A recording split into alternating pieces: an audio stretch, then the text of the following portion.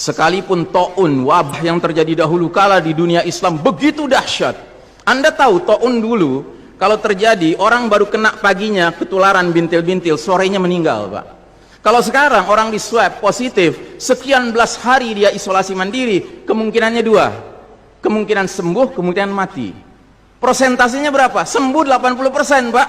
Mati 3%. Kecil sekali. Bukan berarti kita menganggap ringan nyawa orang, tidak. Cuman saya ingin menggambarkan betapa taun dahulu lebih dahsyat daripada yang so-called pandemi yang lebih cocok disebut plandemi ini. Direncanakan ini, Pak. Yang karenanya kalau kita lihat sejarah, sekalipun dahsyat taunnya dahulu kala, nggak ada cerita, Pak, sholat berjamaah berubah tata cara pelaksanaannya, nggak ada. Kenapa kita harus berubah? Dan saudaraku rahimakumullah, kami cuma mengingatkan beberapa pesan dari Nabi SAW tentang sholat ini. Yang pertama, Nabi mengatakan, "Sallu kama ra'aitumuni usalli." Sholatlah kalian sebagaimana kalian melihat aku sholat. Ini sudah kata mati, Pak. Ini kunci, Pak. Kunci ini.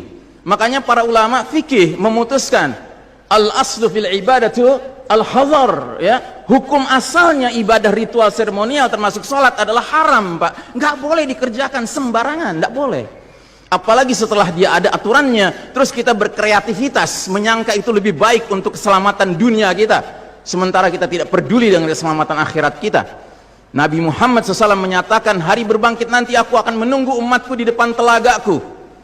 Aku akan bisa membedakan siapa umatku, siapa yang bukan. Umatku adalah mereka yang wajahnya, tangannya, kakinya bercahaya bekas wudhu.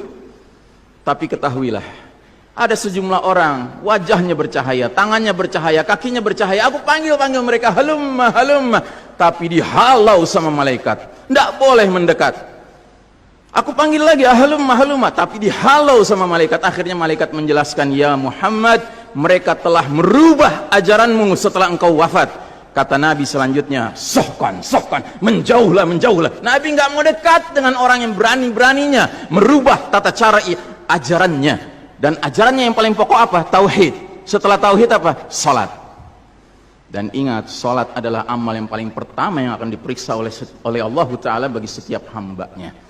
Dan saudaraku rahimakumullah, untuk menutup, saya ingin menyampaikan dua hadis lagi. Satu hadis dari Nabi, la tadaru furujatin lisyaitan. Jangan kalian biarkan celah-celah itu untuk syaitan. Ini Nabi Muhammad SAW yang berbicara, bukan Iksan Tanjung. Kalau Iksan Tanjung yang berbicara, Anda boleh tolak, Pak. Ini Nabi Muhammad SAW yang berbicara, yang kita baca salawatnya dengan harapan mendapatkan syafaatnya, dengan harapan boleh meminum air dari telaganya. Jadi kata Nabi apa? Jangan biarkan celah-celah itu menjadi tempatnya syaitan. Hari ini tidak sedikit masjid bahkan memuliakan syaitan, memberi tanda di mana syaitan hendaknya berada. Na'udzubillahi min dzalik. Mau jadi apa kita, Pak?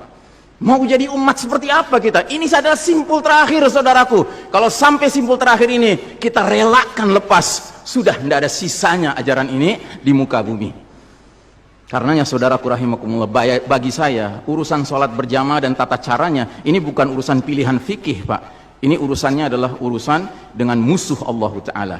Nabi Muhammad SAW ini terakhir, hadis yang terakhir, kata Nabi SAW, innal yahuda qad sami'u dinahum. Sesungguhnya Yahudi sudah bosan dengan agama mereka. Wa innahum qaumun hasadun. Dan mereka adalah kaum yang sangat hasad kepada kita umat Islam, terutama dalam 3 perkara. Satu, raddis salam. Kebiasaan kita umat Islam kalau ketemu saling ngucapin assalamualaikum, dibalas waalaikumsalam. Itu Yahudi nggak senang, Pak.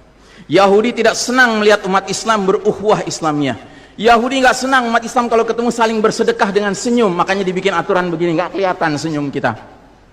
Yahudi nggak senang kita ketemu, kata Nabi, jabat tangan, rontok dosa-dosa. Maunya mereka begini saja jabatan tangannya. Dari mana ini semua?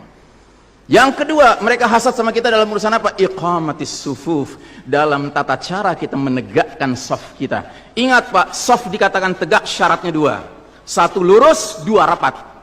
Bukan hanya lurus tapi renggang-renggang, atau rapat tapi meliuk-liuk. Tidak, harus dua-duanya lengkap.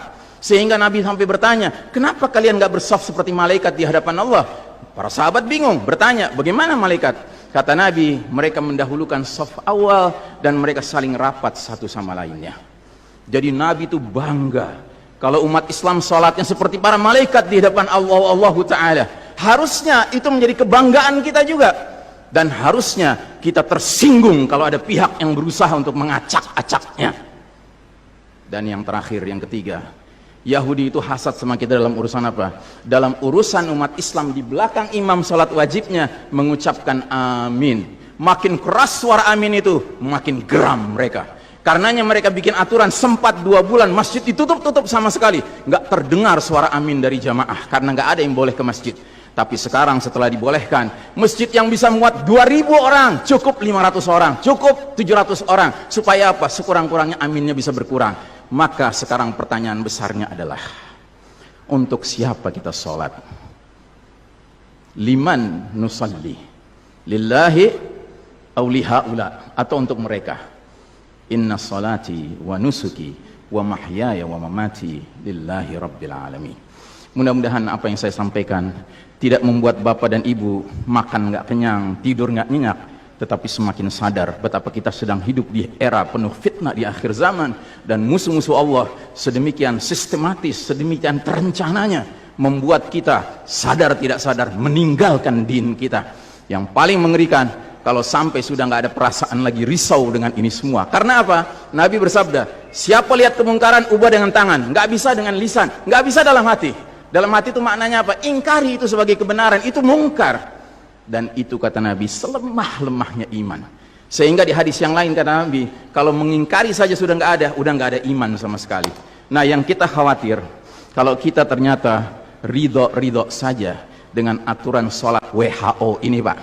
Padahal harusnya kita sholat dengan cara Nabi Muhammad SAW, bukan caranya Tedros atau Bill Gates, tetapi lebih sedikit ya. Tetapi kepada jamaah, inilah nasihat dari hati yang paling dalam kepada saudara-saudara yang saya cintai karena Allah, yang kita sama-sama bersalawat, kita sama-sama mengharapkan air dari telaga Nabi. Tapi boleh jadi nggak semua kita ngerti apa yang harus kita lakukan agar air telaga itu dapat jaminan kita boleh meminumnya.